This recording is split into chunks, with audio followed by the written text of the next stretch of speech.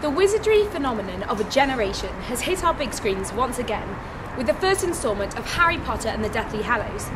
And with the Gala Theatre crammed to bursting with keen Durhamites, it's fair to say that Harry Potter has lost none of its original magical draw. We caught up with some emerging fans to gauge their opinion of the new film. So, what's your opinion on Harry Potter? It's amazing. Yeah. It's my favourite film of all time and book. Yeah, have you all read the books? Obviously, like 5 times. And what do you think of the films?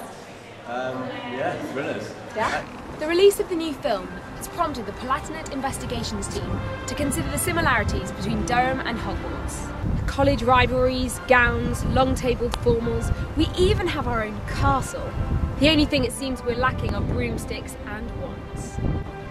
Indeed, our cathedral was used as a location for some of the sets in Harry Potter, including one memorable scene in the Philosopher's Stone, where Harry, complete with Owl, goes straight across these cloisters in the snow.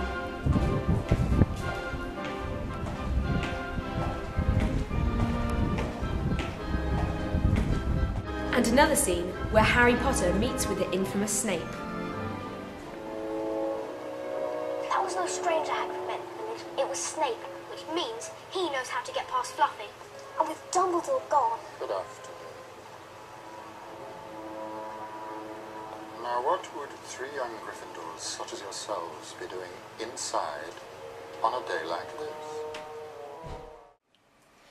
Recently, there's been a great deal of media attention surrounding the new Harry Potter and the Age of Illusion module offered by the Education Department.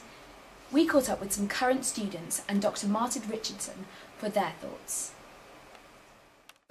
So, could you give us a brief overview of the module?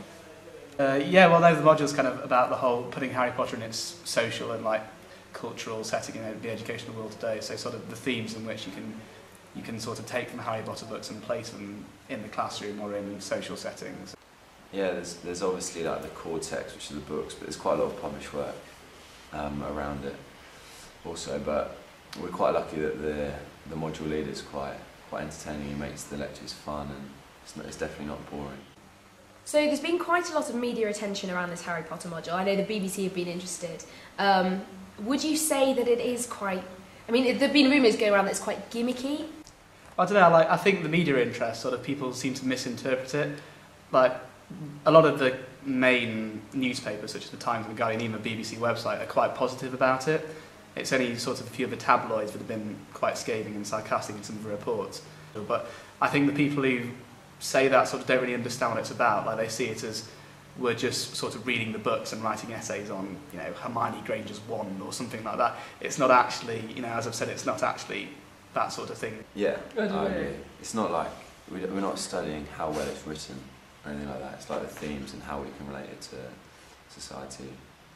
So, are there any like quirky things that the professor does to get you involved in the subject? There's a few things, like obviously the first lecture which people have heard about was in the Great Hall, where he brought along a sorting hat and we had a sorting ceremony, and it was just, I mean, there was a serious undertone to it which I could go into, I don't know, but it's kind of, you know, there is a lot of trying to get the students involved. It was amazing. We loved it. 3 security checks to get in. Sat down at our, what was it, the playing tables. Yeah, we were in sort of like on benches around the edge, and then there were the house colours on 4 tables, and there was a sorting hat. We caught up with the module lecturer, Dr. Martin Richardson. So the response from students who are doing the module has been really good. Yeah, I've been very, very pleased. I mean, the opening so-called lecture in the Great Hall, where we did the sorting with the sorting hat, and they were sorted into their houses, and a lot of them got very nervous, and we did it. And was it just theatre? Well, of course it was theatre, but it was theatre with something behind it, because it then leads to something to say. Well, when were you first sorted? Were you sorted when you were born? Are all Durham colleges the same? Supposing you go to Mary, supposing you're in Grey, what are you different if you're in Hill B to being in Cuths? Are you sorted by when you go to work, the sort of jobs you do, the social, sorting is very interesting. So what do you think about the media coverage that this module has attracted? Surreal. I mean, complete. To have one's opening lecture announced on the BBC, to have it there, to have film crews coming here trying to find it. Can we do the sorting in the Great Hall? Even though I kept the opening lecture, the location of the opening lecture secret, I just sent an email saying an owl will tap on your computer screen at 1 minute past midnight. It was on the day of the sorting, and. At 1 minute past midnight, thanks to Duo, I just went, and apparently by 1 AM it had been leaked to the BBC. In terms of the module, the thing that grips me about the module is the possibilities of it. The Potterverse, that's everything. That's the books, the films, the art and fan literature and all those sort of things. So fascinating, so rich in possibility and so relevant. Relevant because it can shine a light on our own world.